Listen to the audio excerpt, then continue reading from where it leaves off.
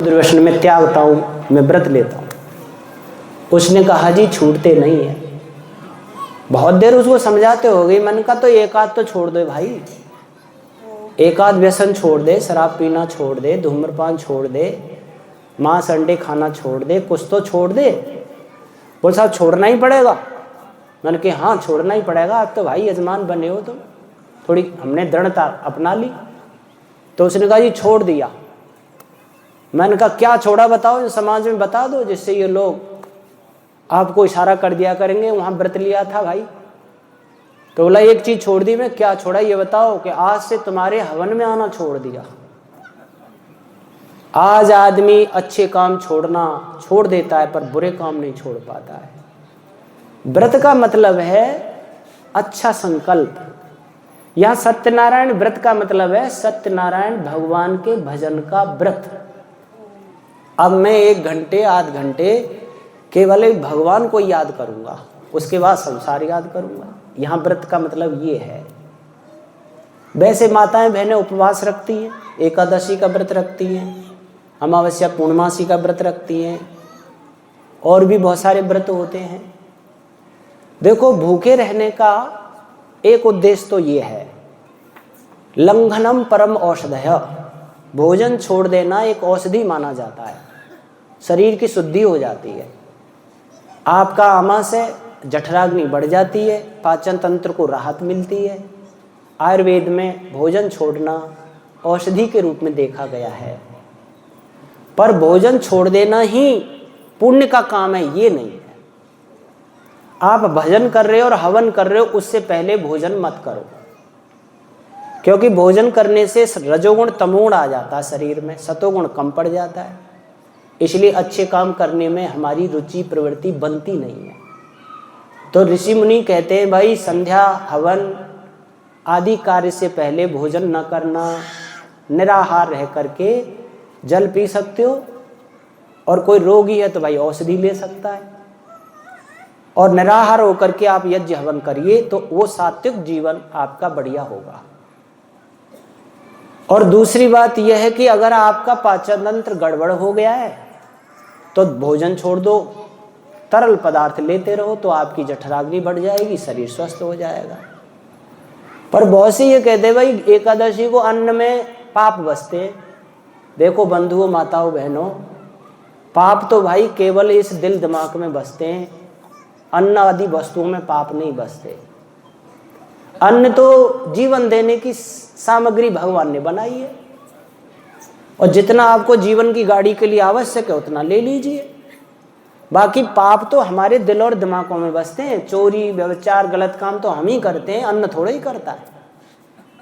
अन्न में नहीं, हमारे जीवन में बसते हैं। इसलिए ऐसा नहीं है कि उस दिन हम अन्न नहीं खाएंगे तो पाप से बच जाएंगे। हाँ इतना जरूर है कि भाई आप अगर उपवास रखते हैं और फिर भगवान से प्रार्थना करते रहते हैं, भगवान मेरे जीवन से सारे दुर्गुण दुर्व्यसनों को हटा दो, मैं कभी जीवन में ऐसे गलत काम ना करूं, पवित्र हो जाऊं, ऐसी याद बनाए रखते हैं तो वो आपके लिए उत्तम है। खैर व्रत रखना माने संकल्प प्रतिज्ञा के है। और कथा का मतलब तो सीधा है, क माने कौन, था माने है, कौन क्या कैसा है, ऐसी चर्चा कहना सुनना कथा कहलाती है। जैसे श्री राम के जन्म से लेकर जीवन पर्यंत की चर्चा श्री राम कथा होती है, श्री कृष्ण जी के जन्म से लेकर जीवन पर्यंत की चर्चा श्री कृष्ण कथा होती है, और ईश्वर के नाम से लेकर के उसके स्वरूप कार्य महिमा शक्ति सामर्थ्य पाने की विधि विधान की चर्चा सत्यनारायण व्रत कथा होती है। भगवान को हम पाना चाहते हैं तो उसके हमें नाम स्वरूप को समझना होता है। ये चर्चा कहना सुनना सत्यनारायण भगवान की कथा होती है।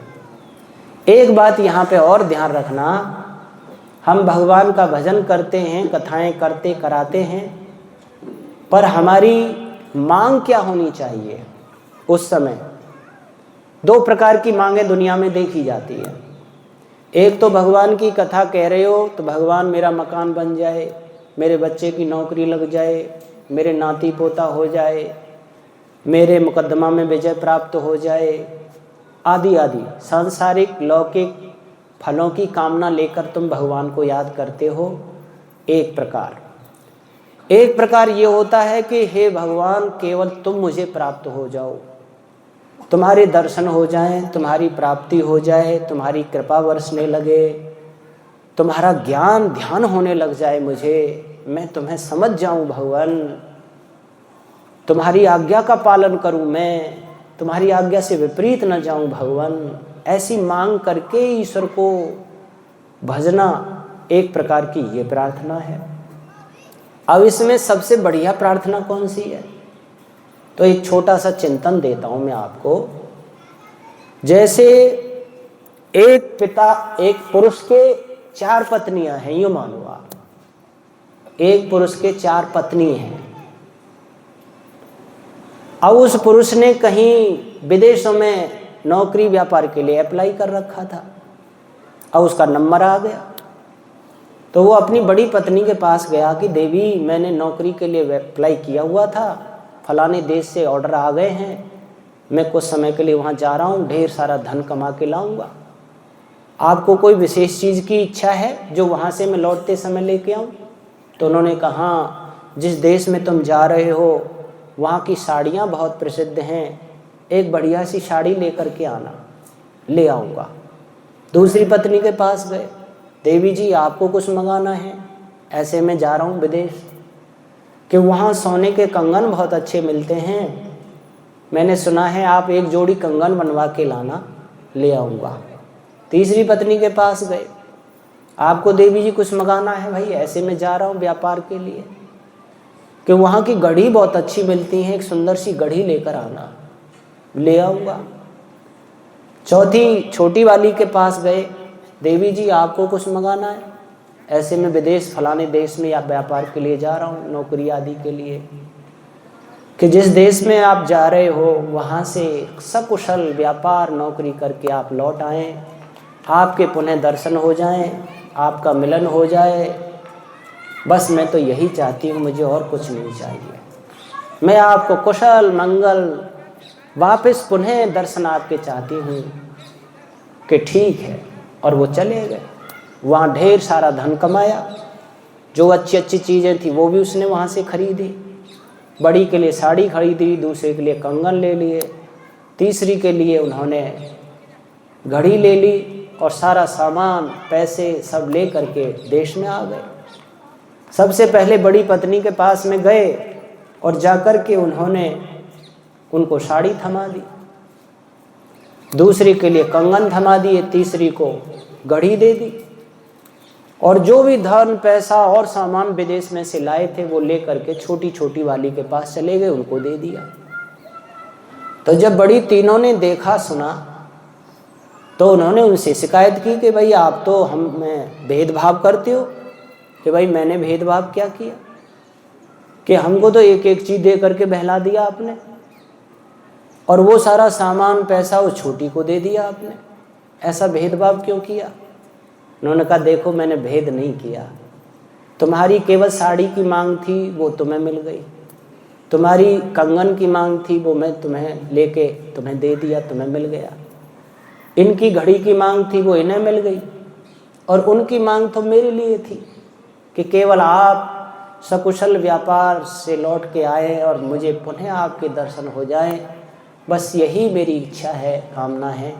तो भाई मेरे पास तो जो कुछ है वो सब उन्हीं का हो गया ना, सब उसी का हो गया ना। इससे क्या समझ में बात आती है? दुनिया में जो भगवान से एक चीज़ मांगता है, मकान मांगता है उसे मकान मिलता है, पुत्र पौत्र नाती पोते मांगता वो मिल जाते हैं, नौकरी मांगे तो नौकरी है, व्यापार में कुशलता तो व्यापार मिल जाता है, धन मिल जाता है, गाड़ी मिल जाती है, क्योंकि ये दुनिया भगवान ने बनाई हमारे लिए, मिलेगी क्यों नहीं? ये दुनिया किसके लिए बनाई है भगवान ने? जैसे कोई बच्चा है, माँ पकौड़े बना रही है, और अगर माँ पकौड़ा दे दो बेटा अभी सेक रही हूँ, माँ पकौड़े दे दो बेटा अभी सेक रही हूँ, अब सेक के फिर वो गरम गरम ले जाता, फिर और मांगता है। तो माँ एक बार क्या कहती है, तेरा जी क्यों में चला जा रहा है, तेरे लिए तो बना रही हूँ, तेरे जी में जल्दी आग क्यों लग रही है, तेरे लिए तो बना रही हूँ, यही तो कहती है। भगवान कह रहे हैं तू इतना क्यों हाथों में मचा रहा है, ये दुनिया तेरे लिए तो बनाई है मैंने। ये किसके लिए बनाई है भाई? हम सब लोगों को, जीवात्माओं के लिए बनाई है। फिर इतनी आपाधापी क्यों कर रहे हो? सबसे बड़ी मांग क्या है? भगवान की मांग। एक एक चीज मांगोगे मिलेगी, ऐसा नहीं है मिलती नहीं है। भगवान के यहाँ पे सब ऐश्वर्यों का दाता है, वो सकल ऐश्वर्यों का दाता। माँ से मांगते माँ देती है, पिता से मांगते पिता देते हैं, गुरुजी से मांगते गुरुजी देते हैं, राजा से मांगते हैं राजा देता है। तो भगवान माँ भी है, पिता भी है, गुरु भी है, राजा भी है, तो देगा क्यों नहीं? तुम ही न पिता वसो तुम माता शतक्रतो बहुविधा। भगवान तुम तो सैकड़ों माता हो, सैकड़ों पिताओं से बढ़कर के हो। तो भगवान से जो मांगता है माता पिता गुरु की तरह जानकर भगवान देते हैं, देने की कमी नहीं है।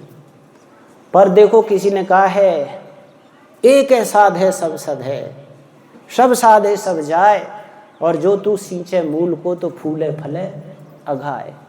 एक भगवान को तुम मांग लो, केवल एक भगवान को, तो भगवान की सारी संपत्ति तुम्हारी हो गई कि नहीं हो गई?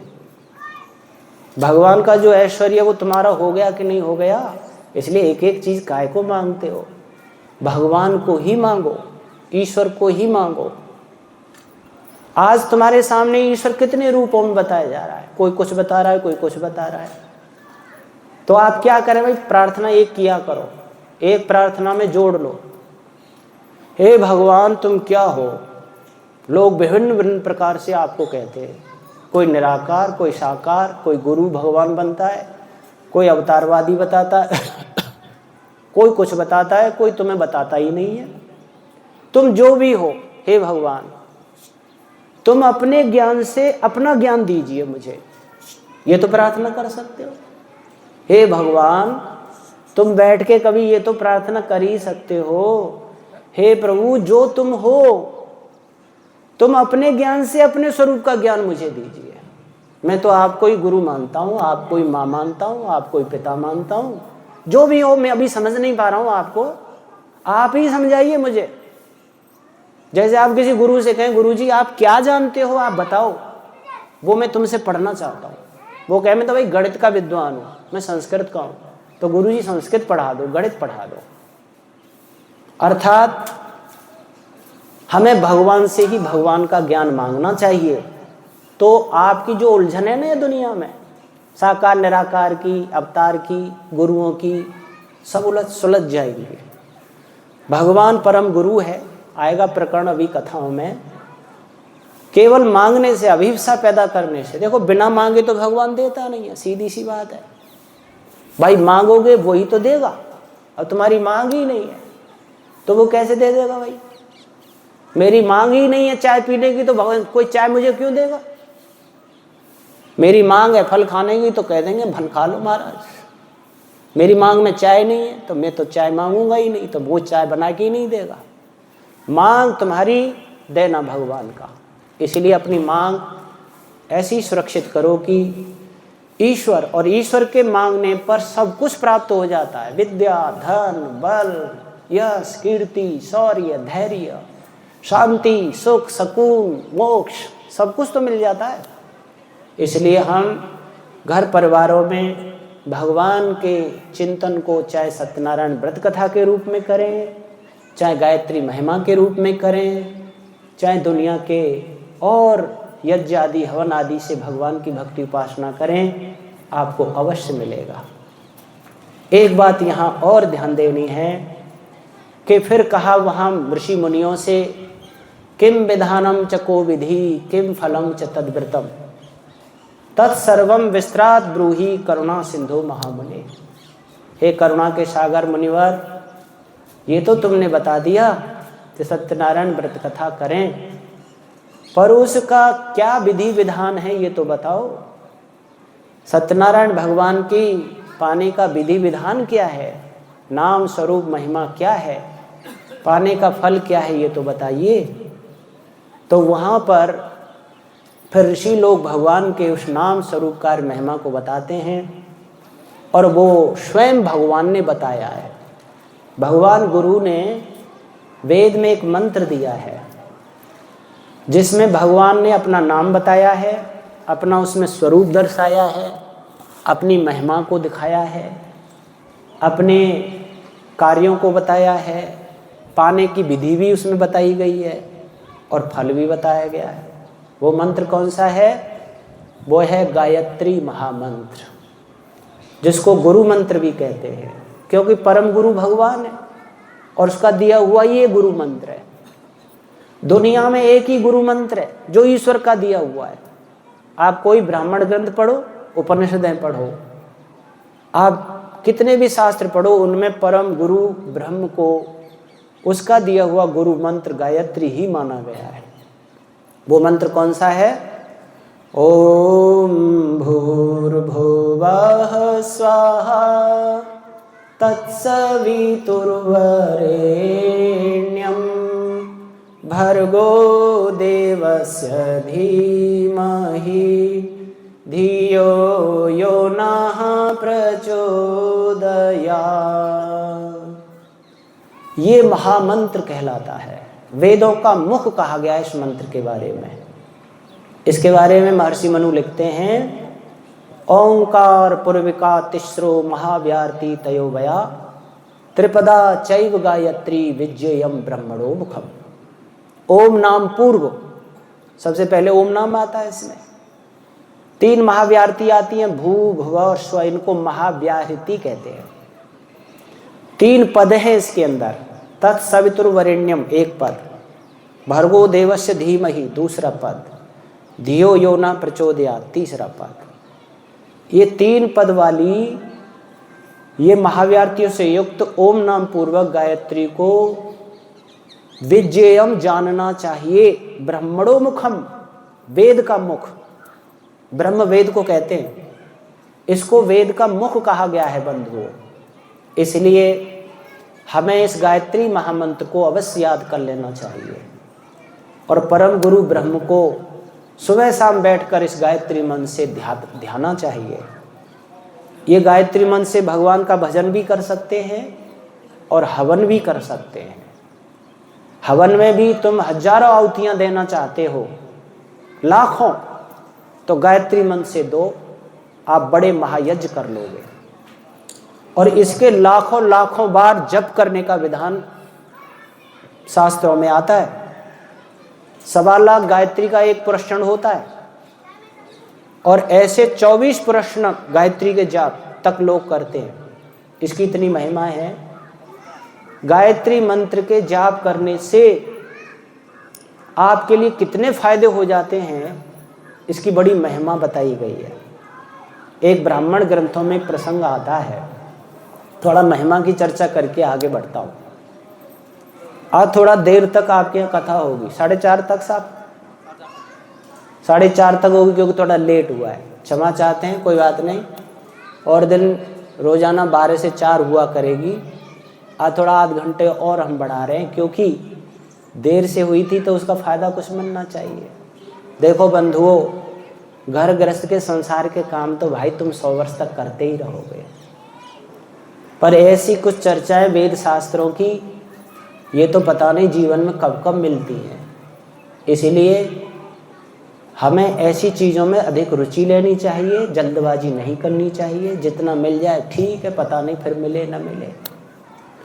तो मेरा निवेदन क्या है, एक इस गायत्री की महिमा का वर्णन आता है कि एक बार एक गरीब ब्राह्मण था और उस ब्राह्मण ने पूरा प्रयास किया कि भाई गरीबी कैसे दूर हो जाए, पर गरीबी दूर नहीं हुई इसकी।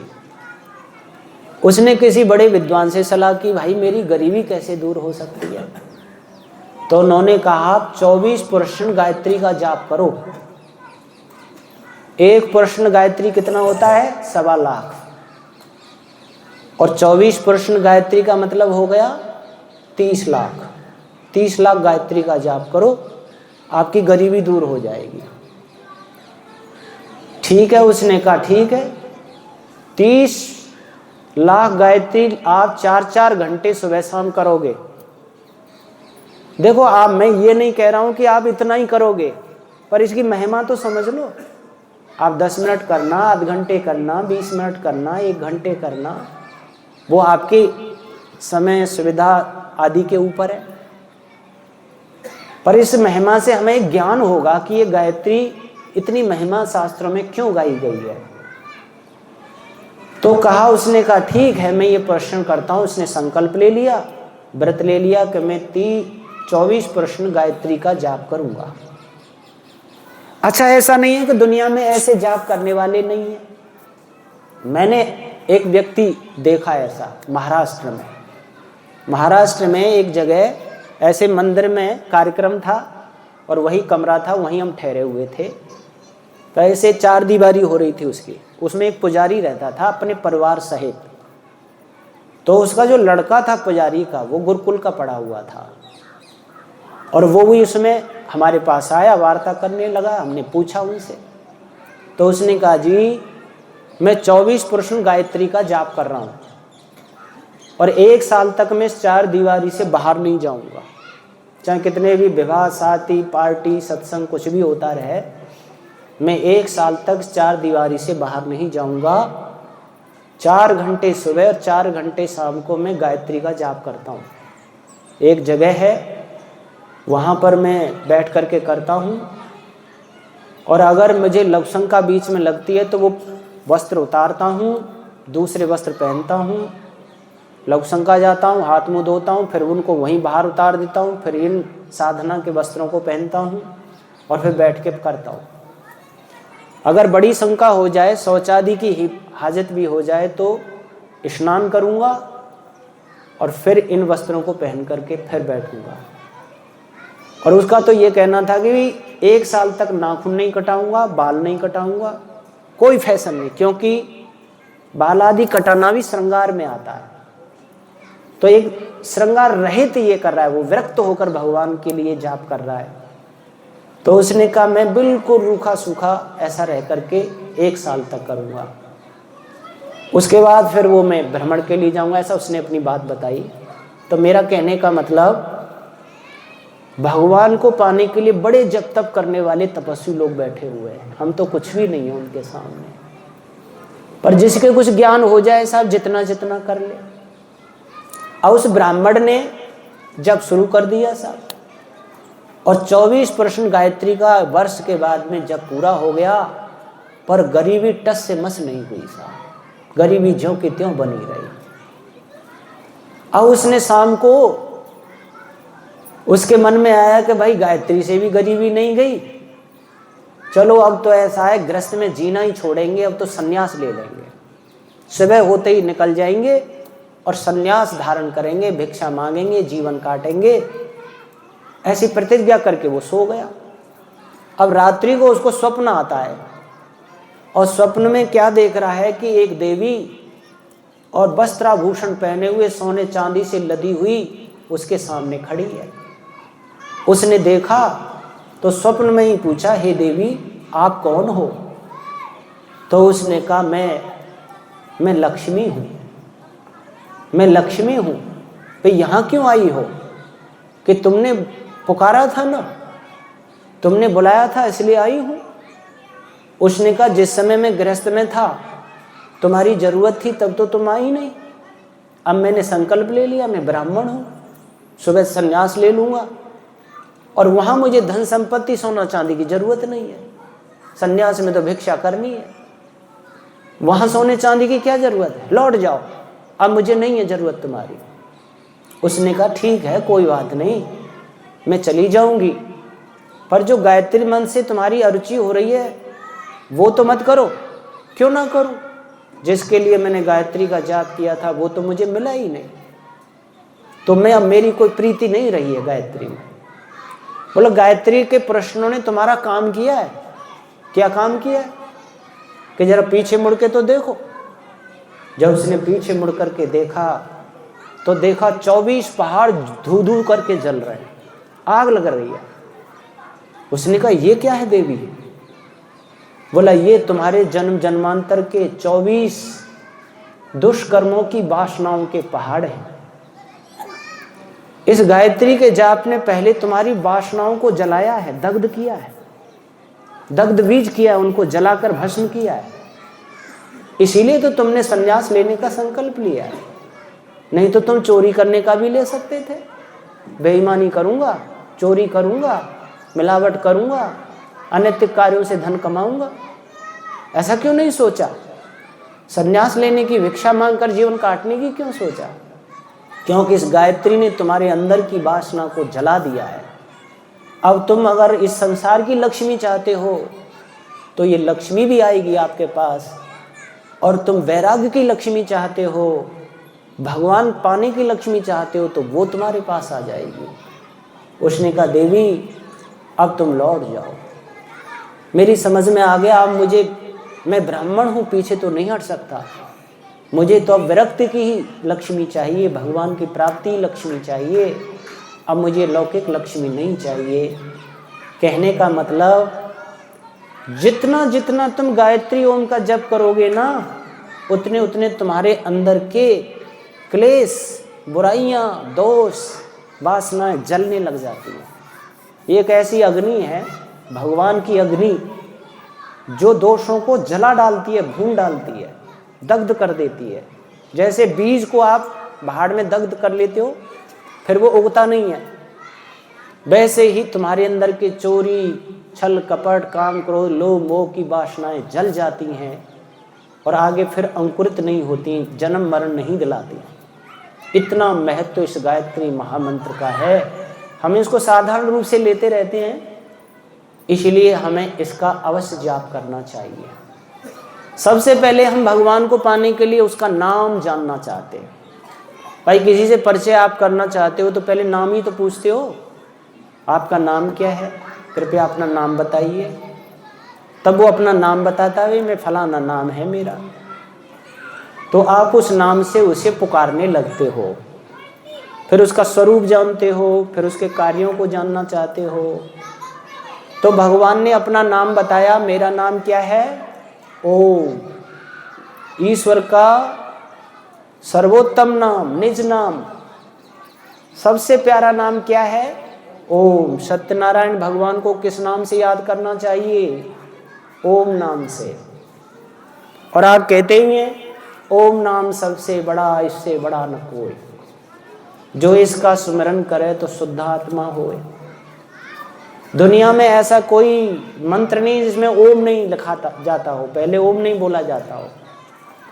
मंदिरों पे भी आपने देखा होगा ओम नमः शिवाय, ओम नमो भगवते वासुदेवाय। अन्य मतांतर के भी लोग कहीं ना कहीं ओम नाम को देते हैं, ओंकार रारंकार सोहम। वेद में आता है ओम खम ब्रह्म, परमात्मा क्या है? ओम है। खम किसे कहते हैं?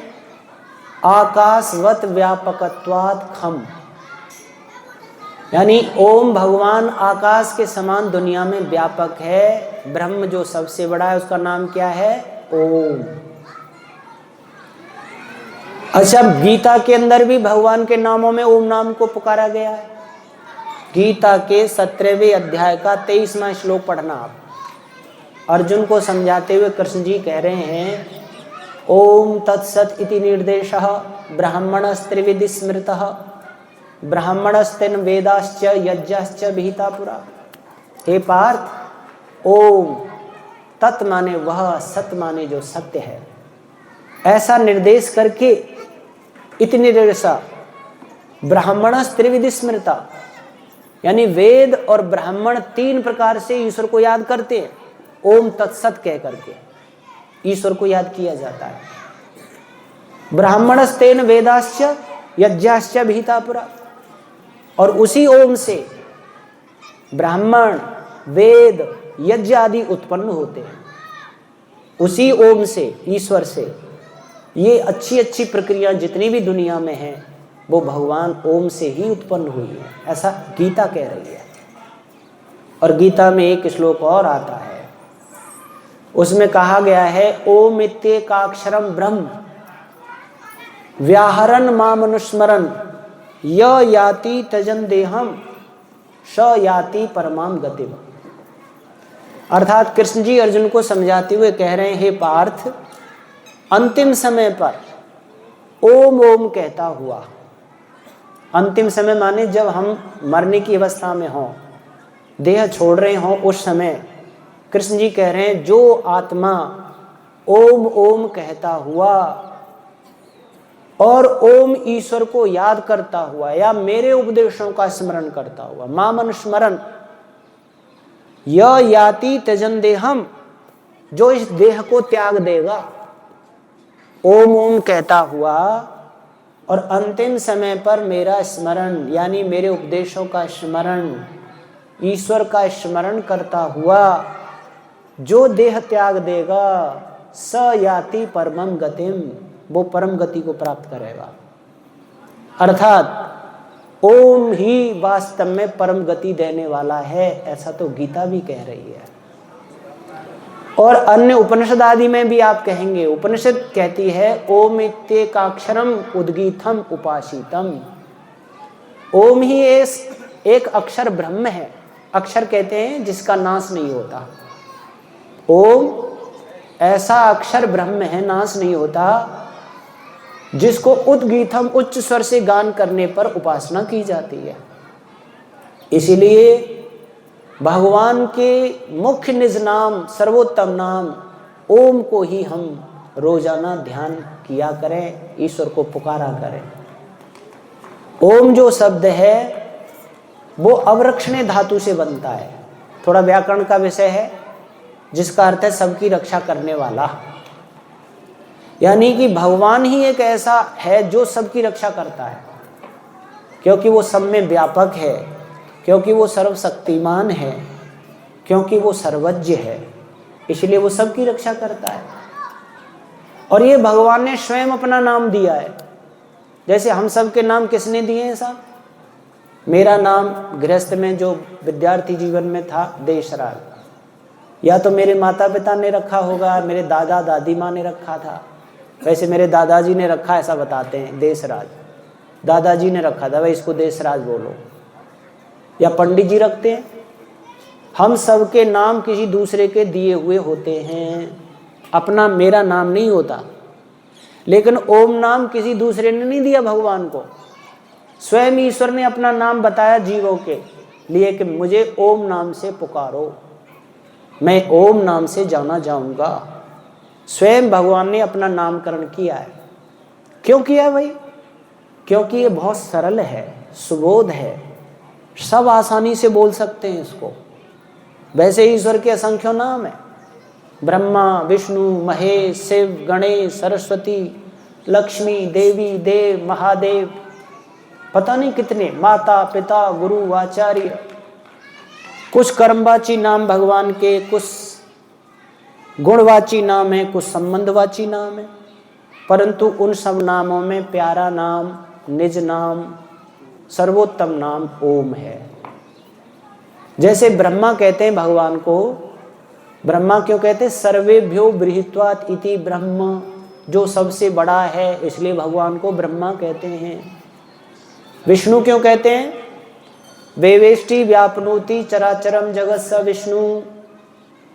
चर अचर, चर माने चलते फिरते जीवों, अचर माने जड़ जगत, सूर्य चांद पहाड़ नदी आदि में जो व्यापक रूप से मौजूद है और पालन करता है, इसलिए भगवान को क्या कहते हैं? विष्णु। शंकर भी उसी को कहते हैं, सम कल्याणम सुखम करोति स शंकरः, जो सबको सुख और कल्याण पहुंचाता है, इसलिए भगवान को क्या कहते हैं? शंकर। अच्छा, उसी भगवान को माता पिता भी कहते हैं सर। आप रोज बोलते होंगे त्वमेव माता च पिता त्वमेव, त्वमेव बंधुश्च सखा त्वमेव, त्वमेव विद्या द्रविणं त्वमेव, त्वमेव सर्वं मम देव देव। एक ही ईश्वर को आप माँ भी कह रहे हो, देखो ध्यान रखना, ईश्वर अलग नहीं है। एकम सद विप्रा बहुधा वदंती, एक ब्रह्म को विप्र ज्ञानी लोग बहुत नामों से पुकारते हैं। त्वमेव माता, तुम मेरी माँ हो, च पिता त्वमेव, और तुम ही पिता हो, बंधु भी तुम ही हो, सखा भी तुम ही हो।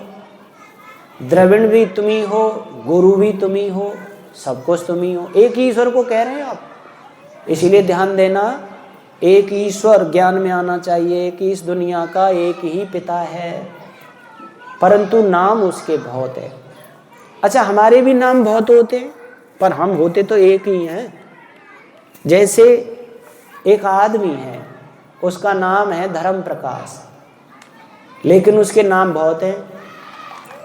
संबंधवाची नाम है, वो किसी का पुत्र है, किसी का भाई है, किसी का चाचा है, किसी का ताऊ है, किसी का मामा है, किसी का फूफा है, किसी का जीजा है, किसी का साला है। कितने नाम हो गए? अगर वो ड्राइवरी करे तो ड्राइवर साहब, वकीलियात करे तो वकील साहब, डॉक्टरी करे तो डॉक्टर साहब। कितने नाम हो जाते हैं। माता बहनों के भी अनेक नाम होते हैं, चाची, ताई, मामी, फूफी, बीवी, जीजी, बेटी। कितने नाम होते हैं एक ही के, पर एक मुख्य नाम होता है। ध्यान रखना, मुख्य नाम एक होता है और बहुत सारे नाम होते हैं। ऐसे ही ईश्वर का मुख्य निज नाम ओम है, वैसे ईश्वर के असंख्यों नाम हैं, असंख्यों। पर अलग नाम होने से अलग अलग ईश्वर नहीं है, ये दिमाग से निकाल देना।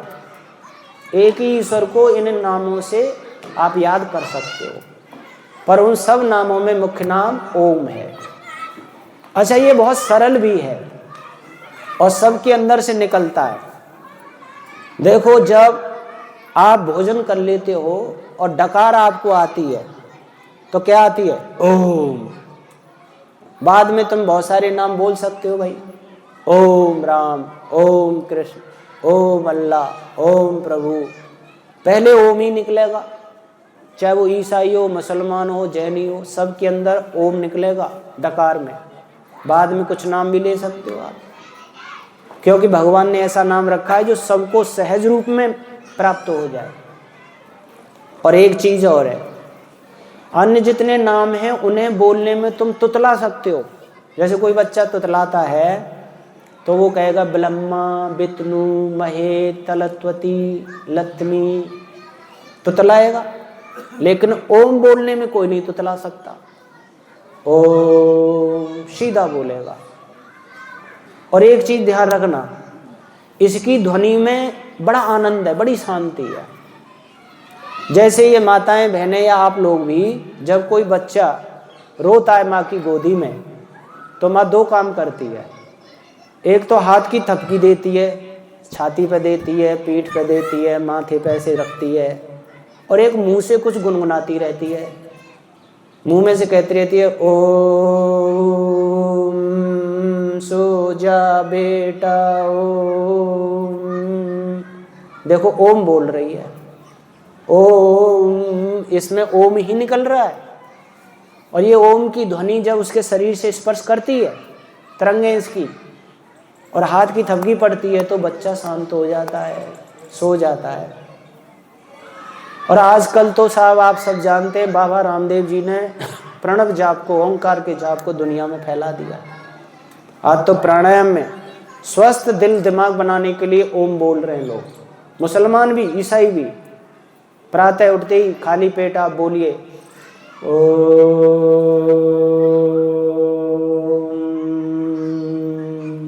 बार बार बोलिए इसको, बार बार। ऐसा बोलने से दिल और दिमाग ये दोनों स्वस्थ होते हैं।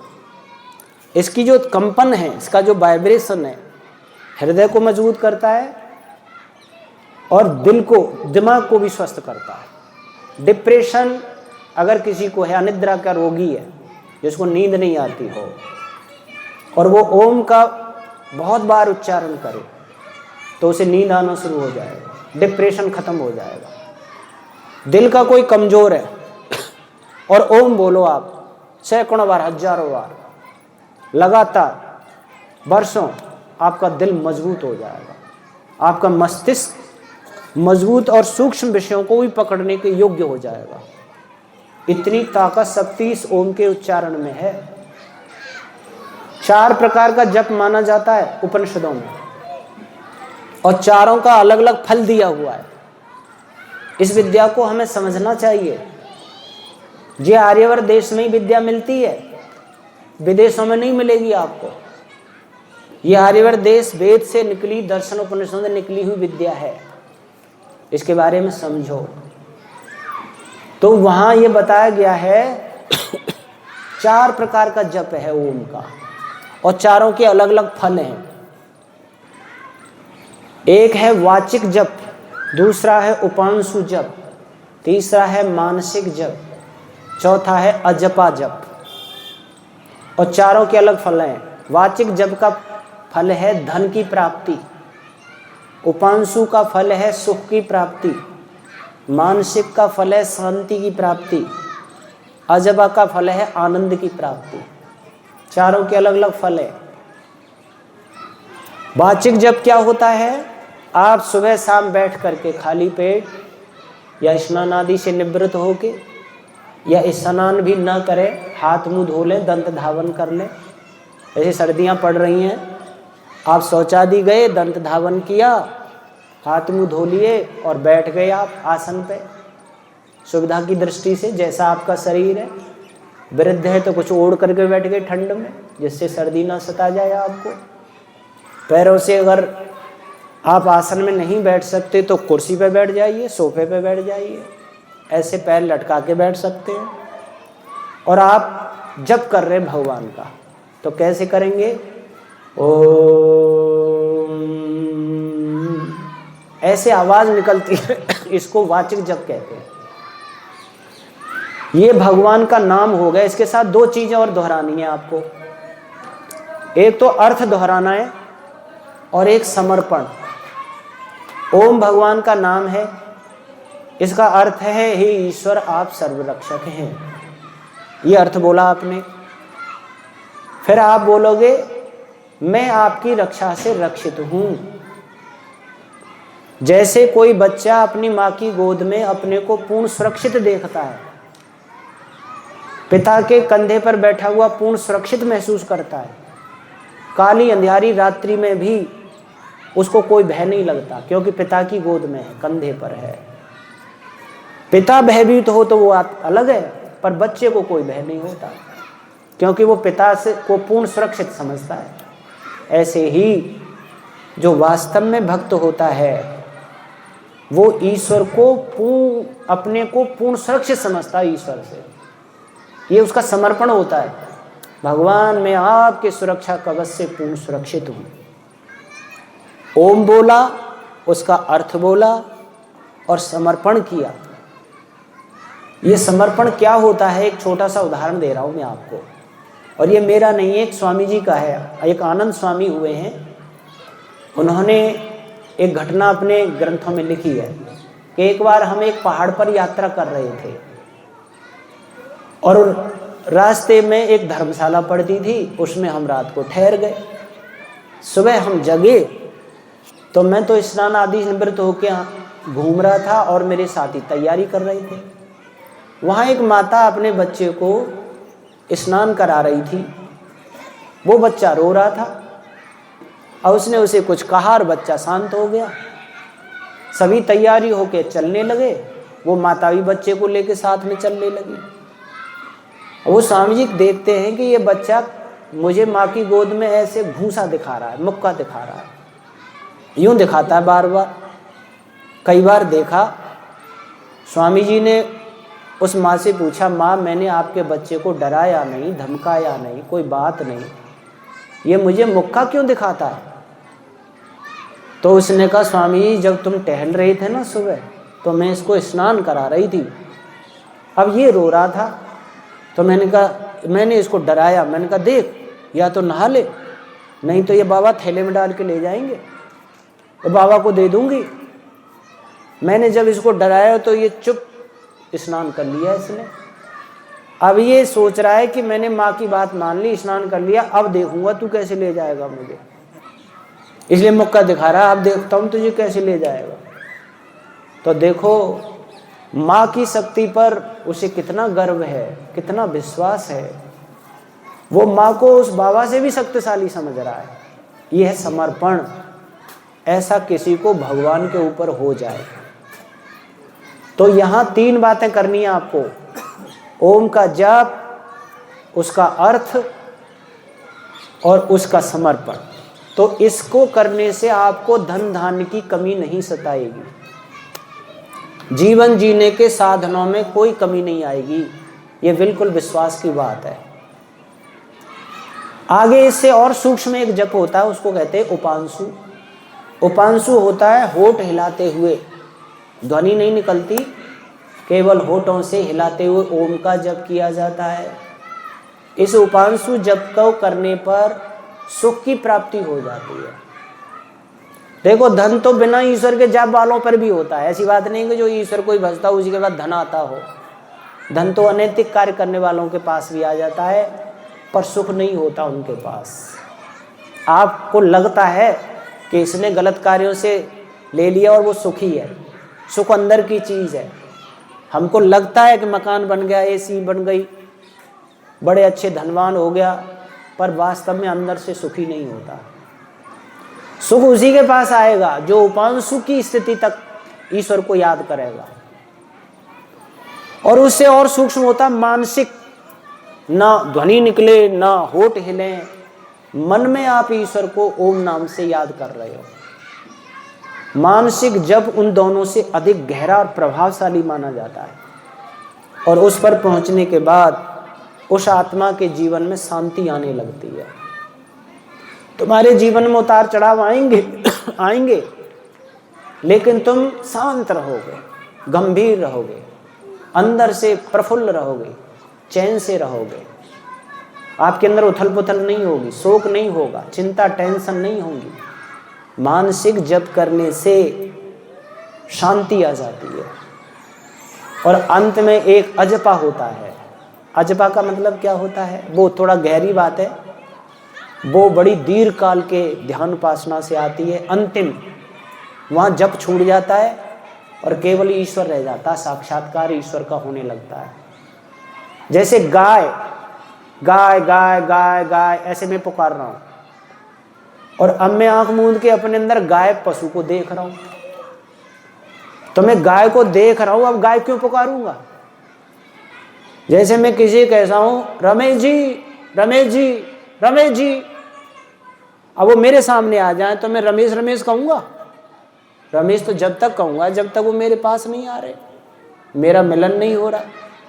ओम ओम हम जब तक कहते हैं जब तक भगवान का साक्षात्कार नहीं होता। जब साक्षात्कार भगवान का हो जाता है तो फिर नाम नहीं बोलते, फिर तो भगवान ही सामने होता है, ज्ञान में होता है, नाम ही होता है। इसीलिए वो ऊंची स्थिति है देखो, और वो ऋषि मुनि योगियों को प्राप्त होती है। पर क्रम से तुम चलोगे तो तुम्हारी भी उसी स्थिति में स्थिति हो जाएगी। देखो कक्षा 1 में गिनती सीखी थी, कुछ पहाड़े सीखे थे, आगे चल के और आगे पढ़ाई की, फिर और आगे पढ़ाई की तो बड़े विद्वान हो गए। ऐसे ही पहले वाचिक जप करोगे, ये प्राइमरी की पढ़ाई हो गई, फिर आप मिडिल की पढ़ाई में उपांशु में आ गए, फिर हाई स्कूल की पढ़ाई में आप उसमें इंटर में आ गए, और फिर जो है मानसिक पे, और फिर अजपा में तो समझ लो डिग्री पूरी आपकी पूरी हो गई। भाई क्रम से विद्या बढ़ती है। ऐसे ही ईश्वर से संबंधित है, धर्म से संबंधित है, क्रम से हमें इनका ज्ञान होता रहता है। एकदम से तो किसी को यूं नहीं होता। कोई ऐसा मंत्र नहीं बनाया कि ऐसे मंत्र बोलो और लो ईश्वर तुम्हारे ज्ञान में यूं आ गया। क्रम से तुमको बढ़ना पड़ेगा, ज्ञान हो जाएगा। भगवान के रास्ते सबके लिए खुले हुए हैं, बंधन किसी के लिए नहीं है, रुकावट किसी के लिए नहीं है, किसी भी बिचौलिए पैगंबर की जरूरत नहीं है, सीधा डायरेक्ट आपका मिलन होता है। भगवान और भक्त का कोई बीच में बिचौलिया नहीं होता, ध्यान रखना। केवल हाँ इतना विधि विधान बताने वाले विद्वान होते हैं, पर ऐसा नहीं उन्हीं के हाथ में हो कि वही तुम्हें ज्ञान करा सकते। तुम्हारी मेहनत, तुम भगवान को कितना याद करते हो। इसलिए ओम नाम से हम लोग भगवान को पुकारा करें, याद किया करें, यही उसका मुख्य निज नाम है। नाम तो बहुत सारे हैं भगवान के, पर एक बात तुमने गीता की जो सुनी थी उस बात को कह के समापन करेंगे कि अंतिम समय पर जो ओम ओम कहकर प्राण त्यागता है वो परम गति को जाता है, ऐसा गीता कह रही है। तो एक ने प्रश्न किया, भगवान जिसने जीवन भर गलत काम किए हों और अंत में ओम ओम कहकर प्राण त्याग दे तो वो तो मुक्त हो जाएगा। तो उन्होंने कहा नहीं, सदा तद भाव भावितः। अंत में बात वही हमको याद आती है जिससे जीवन में अधिक प्रभावित रहे हैं। जिस चीज में ज्यादा मेहनत की है ना आपने, वो चीज अंत में याद आएगी। कुल मिला के बात यह है, जैसे किसी व्यक्ति ने धन कमाने में जीवन लगाया था, पूरा जीवन धन कमाने में, तो अंत में धन याद आएगा उसे।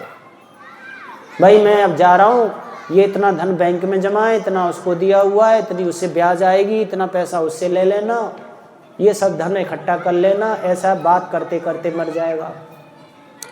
जिसने संबंधियों में अगर ज़्यादा प्रेम किया है, नाती पोते भाई बंधु रिश्तेदारों में, तो वो कहेगा फलाने रिश्तेदार को देखना चाहूँ, उस नाती का मुंह देखना चाहूँ, उस बेटे को बुला दो, उस रिश्तेदार को बुला दो, और उन्हें देखते देखते दुनिया से विदा होगा।